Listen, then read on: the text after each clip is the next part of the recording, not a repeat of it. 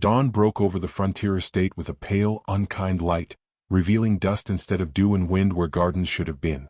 The house stood proud yet lonely, a mansion hauled from eastern ambition and planted among restless plains, its white columns already stained by years of sun and judgment. Horses snorted in the stables, wagons creaked along the distant road, and within the servants' quarters, whispers moved faster than the morning bell. In places like this, reputation traveled quicker than any train, and mercy arrived far too late. She stood in the scullery doorway, hands red from cold water, spine straight despite the ache in her shoulders.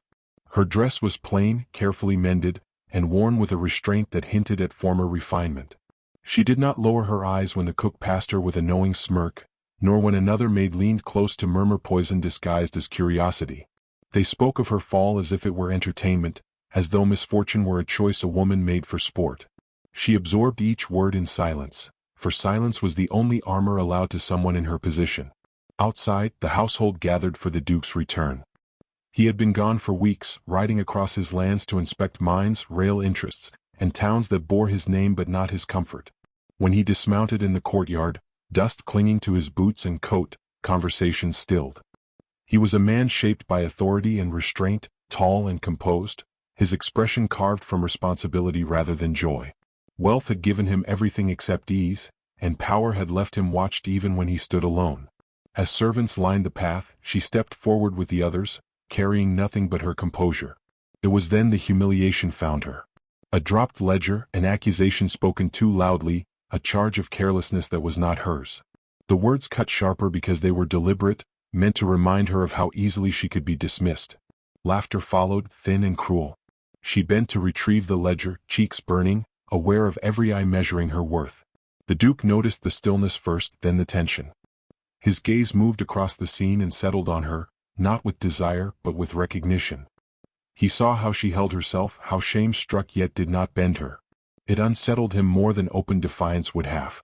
In her silence, he sensed a history that did not belong to servitude. No defense came. Authority allowed cruelty when it chose to remain silent, and silence was the rule of the house.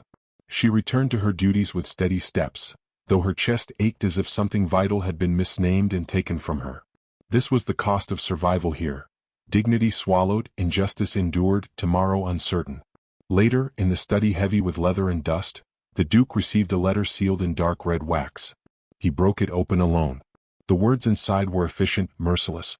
A condition long buried had risen again, delivered by lawyers who knew bloodlines better than hearts. 7 days. A lawful marriage.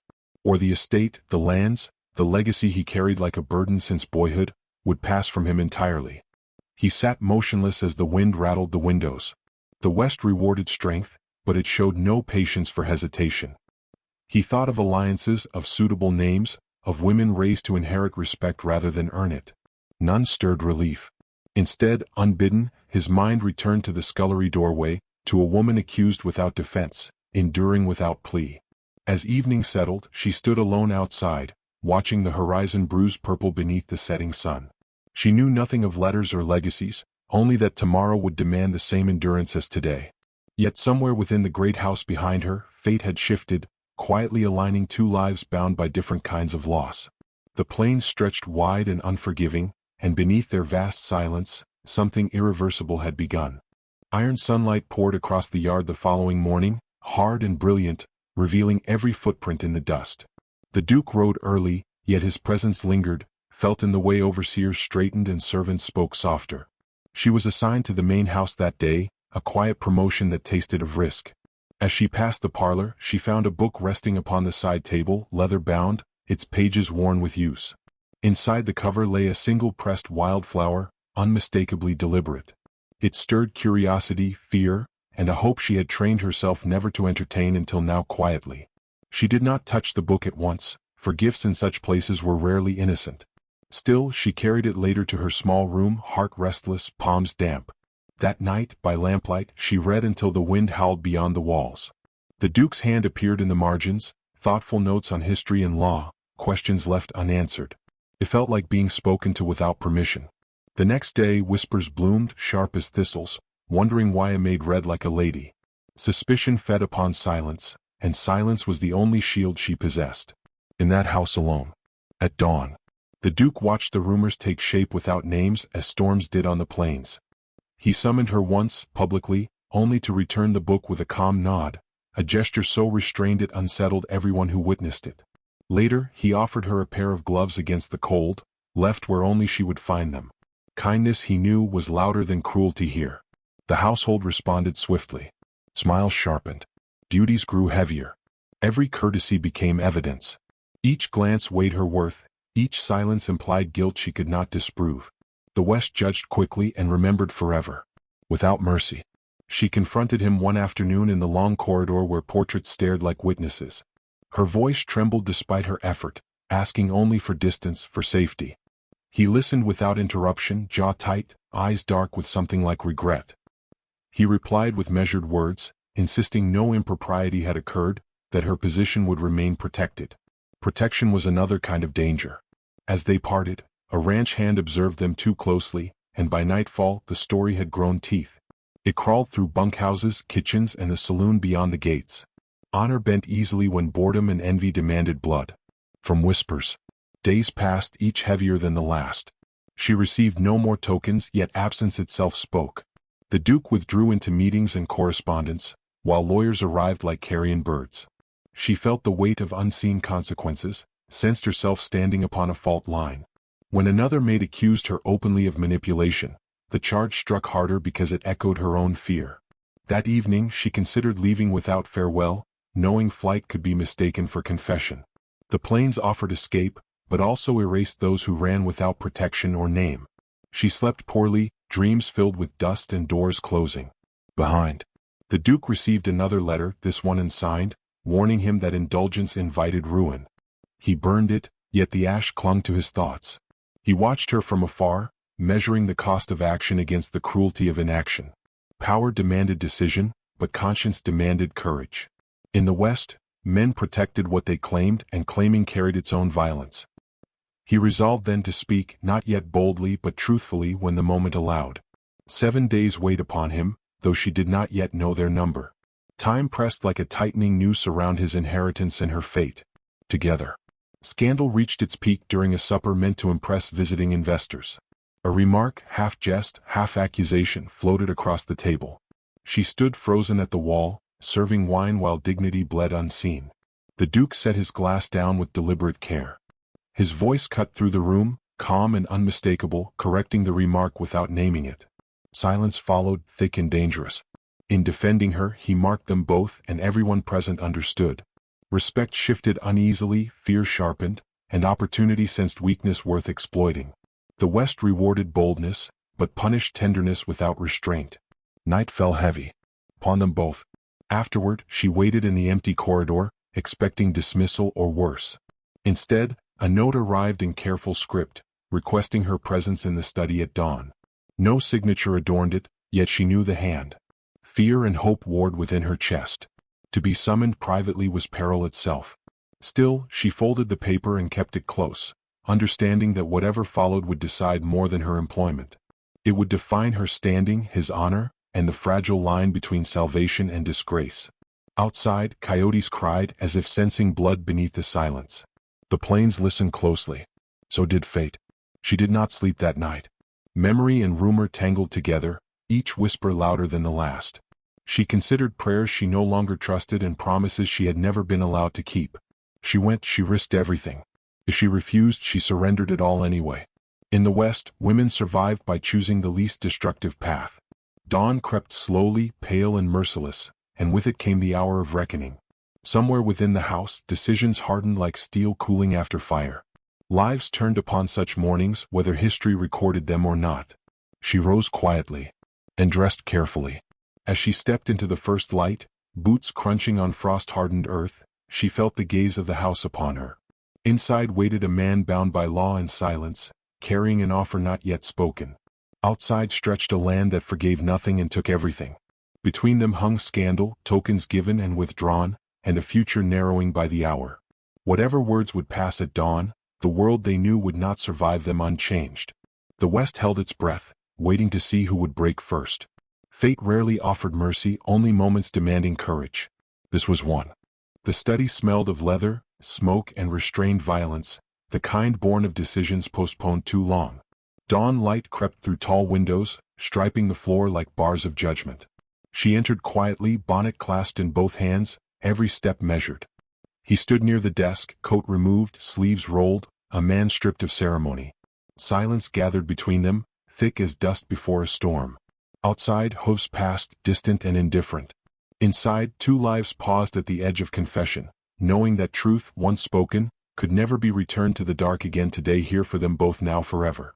He spoke first, voice low, controlled as though taming a dangerous horse. He told her of a clause written years ago, buried beneath signatures and pride. 7 days, he said, no more. A lawful wife or the estate would be stripped from him, sold to men who valued profit over people. His inheritance was not luxury, but responsibility, land tied to families, wages and fragile towns. He confessed this without plea, only truth, eyes steady upon her face. In that moment, power abandoned him, leaving a man exposed before a woman fate had wronged by cruel laws alone, then forever. She listened without interrupting, though each word struck like hail. Her hands tightened around the bonnet until the ribbon cut her skin. She had known loss but never imagined standing so near another's ruin. When she spoke, it was carefully, admitting she possessed nothing society desired. No dowry, no name worth claiming, only a past marked by mistake and endurance. She feared being seen as a convenience, a solution purchased at her expense.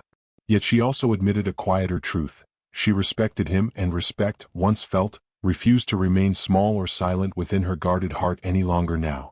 He did not move closer, though restraint cost him. Instead, he acknowledged her fear, naming it without dismissal. He swore no contract would bind her unwillingly, no marriage forged through coercion. What he offered was honesty in time, little as it was. He admitted loneliness carved by power, nights filled with maps instead of voices. The West had made him decisive but never gentle. In her presence, he felt the unfamiliar weight of choice, guided by conscience rather than command. His confession ended without request, leaving silence to decide whether mercy or ruin would follow after this fragile moment ended. Rain began softly, tapping the windows like cautious applause. She told him of her own history then, not in detail but in shape and shadow. A family undone by debt, a single error magnified beyond forgiveness, the long descent into service. She had learned to survive by shrinking, by becoming invisible. Standing there, she felt exposed in a way labor had never required. She asked him what would happen after the 7 days, when whispers hardened into legend. He answered truthfully, admitting he could promise effort, not certainty, respect, not protection from all harm that life would surely bring later. The storm grew heavier, sealing them within the room. He finally crossed the distance between them, stopping just short of impropriety. His voice lowered further as he said her consent would mean everything, that he would rather lose land than take her dignity. The words stunned her more than wealth ever could. She saw then the fracture in him, the boy burdened by legacy, the man willing to risk it. Outside, thunder rolled across the plains, echoing the decision forming between them. Neither spoke again, understanding that what followed could not be rehearsed or undone by any careful planning alone. When she turned to leave, her hand paused upon the door. She said quietly that she needed one night to think, no more, no less. He agreed immediately, relief and dread sharing his breath. She stepped into the hall, heart pounding, aware that choice had replaced endurance. For the first time in years, tomorrow depended on her will.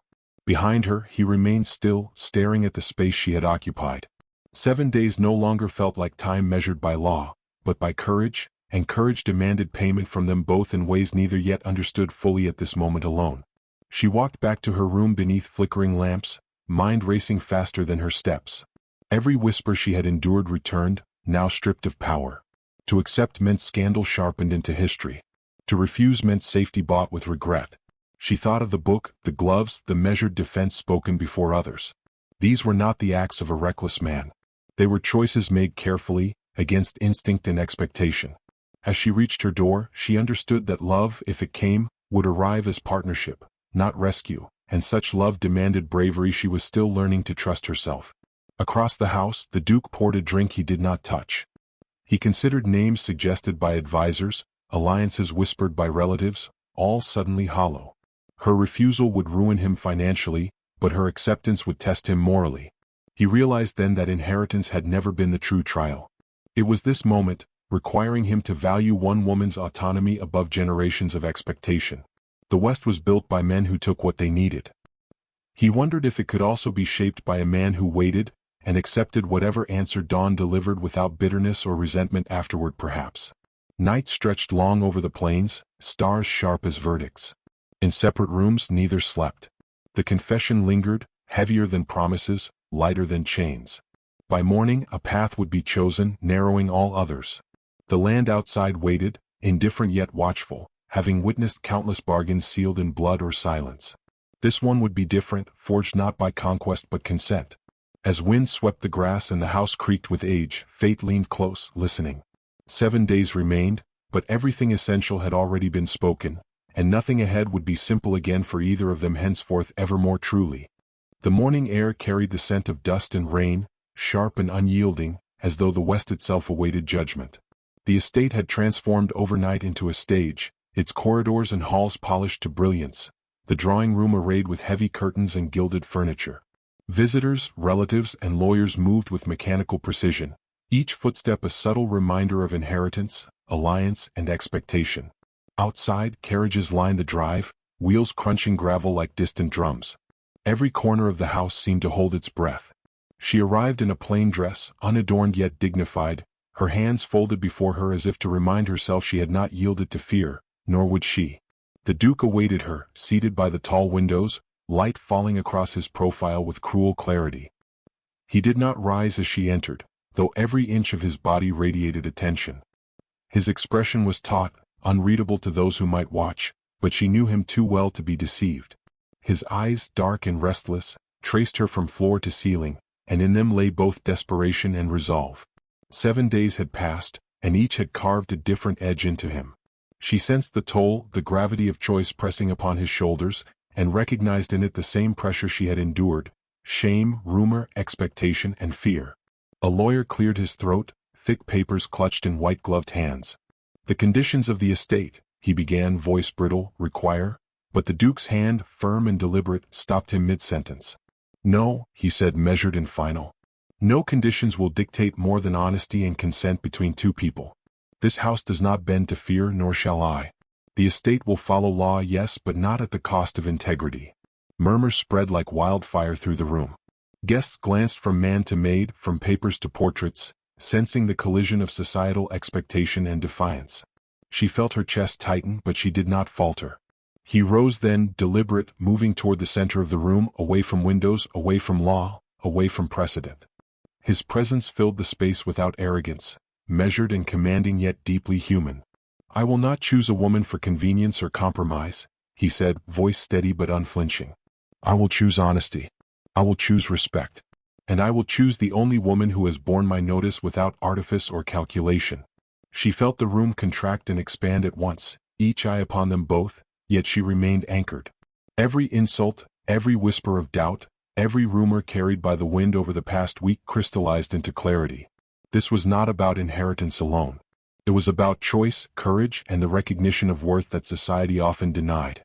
She stepped forward slightly, careful not to betray trembling hands or racing heart. "You speak," she said, quiet but unwavering, "of respect and honesty, yet all I have known is suspicion and accusation. Why would I believe such words now?" He paused, and the silence fell thick and sharp. "Because I have nothing else to offer," he confessed, his voice lower, almost intimate. "No fortune, no safety from those who would gossip and scheme. Only truth and the willingness to carry the consequences of it. You may refuse. You may walk from this house now, and the West will remember neither of us kindly. But my word, once given, cannot be taken back, nor will my choice falter." The guests shifted uncomfortably, sensing a scandal unlike any ordinary tale. Even the lawyers held their breath. The West demanded pragmatism, alliances, and advantage. What unfolded now was none of those things. It was courage manifested in a space dominated by expectation. And yet, there was no arrogance, no pretense, only two humans, bound by recognition, standing where society might have demanded distance. She studied him, noting the tension along his jaw, the slight quiver in his hand that he did not allow to betray him, the faint shadow beneath his eyes from nights spent alone in consideration. Her own life, measured by endurance and discretion, had prepared her for this. She spoke then, voice calm yet resolute. "I have endured the weight of suspicion, the bite of whispers, and the expectation that I remain small. Yet I cannot deny the truth of what I see. You do not seek to claim me. You seek only to act with integrity. That is the first honesty I have been offered in years." He inclined his head slightly, a gesture that contained both relief and anticipation. "Then you consent, not from duty or favor, but from choice?" "I consent," she said, voice firm, though her heart beat like a wild horse.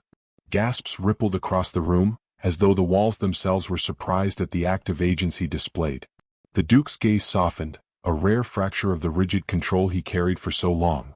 "Then we proceed, not as masters of law or fortune, but as two willing participants in our own destiny. Let all who watch bear witness that dignity and respect govern this house above rumor and calculation." The lawyers whispered, notes were signed, the estate's future balanced between ink and resolve rather than coercion. Relatives glanced at one another, startled by a decision that no advantage could dictate, a union no expectation had foreseen. Outside, the wind carried the distant cry of cattle, indifferent yet somehow approving. For the first time, the Duke felt the weight lift slightly, replaced by a tremulous hope anchored in honesty rather than inheritance alone. She remained poised, yet relief and anticipation mingled in her chest. She had not merely survived, she had chosen. The harsh light of scrutiny no longer threatened to crush her dignity. She could breathe, though cautiously, aware that the West was never fully forgiving. Yet in this room, in this moment, choice had triumphed over circumstance, courage over expectation. The Duke extended his hand, not in command but in partnership. She took it, steady, unflinching, and the room seemed to exhale as if the planes themselves acknowledged the union forged by mutual respect rather than societal mandate. For the first time, two lives intertwined on equal ground, bound by honesty and the resolve to face whatever consequences might follow. Even as the meeting concluded, whispers and glances followed them, but neither flinched. Outside, the sun rose higher, casting long shadows across gravel and dust, signaling a day unlike any other. This was the moment where fear had bowed to resolve, rumor to truth, inheritance to conscience. In the West, survival often demanded compromise, yet here the impossible had been chosen. Integrity above gain, courage above convenience, and the recognition of worth where none had dared acknowledge it before. As she stepped to the window, letting the first warm breeze of the morning brush against her face, she realized that the story of the past 7 days had ended not with defeat, but with the quiet triumph of choice. And though the West remained vast and untamed, the bond forged in courage and honesty promised a future neither law nor rumor could dictate. For once, two hearts, weary of constraint and suspicion, had found their own path, together, unflinching and ready to meet whatever lay beyond the horizon. The estate had grown still under the afternoon sun, a quiet aftermath settling like dust on old oak floors. Carriages departed, their wheels echoing over gravel paths, leaving only servants and the soft murmur of the wind through the open windows. Rumors that had once shaped her every movement now scattered, dissipating under the weight of action and truth. She walked the hallway slowly, her hands brushing polished banisters, each step measured, deliberate. The air smelled of smoke, polish, and faint perfume, reminders of lives lived in both grandeur and restraint. Every corner of the house bore witness to the choice made, yet the house itself seemed to sigh, relieved that integrity had prevailed where calculation and fear might otherwise have ruled. He emerged from the study, coat slung carelessly over one shoulder, hair disheveled in a rare abandonment of formality. His eyes found hers immediately, the dark intensity softened by the relief that only honesty and endurance could bring. There had been no triumphant declarations, no fanfare beyond the small circle of witnesses who mattered. The West did not reward sentimentality, and they had both learned to survive by recognizing that courage rarely sought applause. He closed the distance between them without ceremony, hand extended first in reassurance, then in partnership, and she took it, unflinching, as if the world itself had narrowed to the measure of trust and understanding between them. Outside, the plains stretched wide, indifferent to human trials yet somehow intimate in their constancy. The sun sank low, washing the estate in amber and shadow.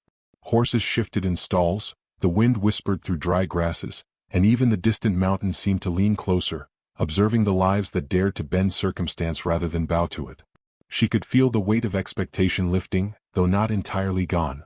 Society's judgment would linger like stubborn dust in corners.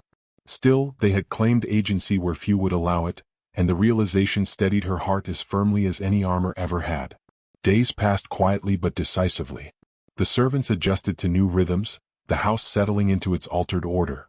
She took her place within it without artifice, performing her duties with a dignity that was now acknowledged rather than dismissed. He observed her in silence at first, measuring the subtle changes in her carriage and expression. She was no longer merely a figure of rumor or a subject of scandal. She had become a partner in a life dictated by neither inheritance nor expectation, but by shared choice. Even in the smallest moments, a measured glance, a quiet word, the careful arrangement of flowers, connection deepened. Yet the West remained unrelenting. Letters arrived from distant relatives, inquiries from legal representatives, and whispered judgments from townsfolk who had once speculated on her worth. She met them all with composure, her calm a shield forged in the harsh crucible of service and survival. He, too, faced scrutiny, though it brushed differently against him. Wealth and title insulated most assaults, yet not the moral expectation he had defied. Their bond had become a quiet scandal, unspoken yet visible, and every observer sensed the defiance inherent in it. They endured with the same careful patience they had cultivated in silence, recognizing that true stability required time as much as courage. On one evening, long after the last carriage had rattled away, they stood together on the veranda, the wind cooling their faces, carrying scents of wild sage and dust. The horizon burned with the last light of day, streaks of amber and crimson reminding them that even endings held beauty. He spoke quietly, words careful and deliberate, acknowledging her strength, her patience, and her capacity to endure where many would have faltered. "You have carried more than any person should be asked," he said, voice low, "and yet you have not allowed bitterness to take root. That alone renders you invaluable." She replied with measured grace, aware that words mattered as much as silence in shaping their shared legacy. "And you," she said, "have learned that authority is hollow without justice, that power is meaningless without choice. The land, the estate, the wealth, they are but shadows of what matters. Integrity, respect, and the courage to act upon them, these define the life we claim together." Their eyes met, unspoken understanding binding them more firmly than any contract ever could. They were no longer simply master and servant, heiress and heiress's substitute, or figure and observer. They were equals in consequence and choice, partners navigating the uncertain frontier together. The night grew deeper, stars piercing the velvet sky above. Fires burned low in hearths, their light soft and forgiving, and in that quiet glow she realized the full measure of what had been achieved. Fear had been transformed into resolve, rumor into respect, survival into agency. The West remained vast and indifferent, yet within the walls of the estate, two people had forged a future of their own making. Each gesture carried weight, the brush of a hand along a banister, a shared smile in the kitchen, a quiet agreement in the study. Life, they understood, would continue to test them, but never with the power to strip them of their mutual understanding and chosen dignity. Weeks passed, and the estate settled into a rhythm that honored both tradition and the courage that had reshaped it. Guests arrived for social functions, greeted by a household now aligned not only in function but in principle. Their union remained the subject of quiet observation, whispered conjecture, and measured approval. Yet the couple moved through it with calm, unshaken. She had learned that fear need not dictate response, and he had discovered that authority, tempered with conscience, could produce outcomes far more lasting than compliance ever could.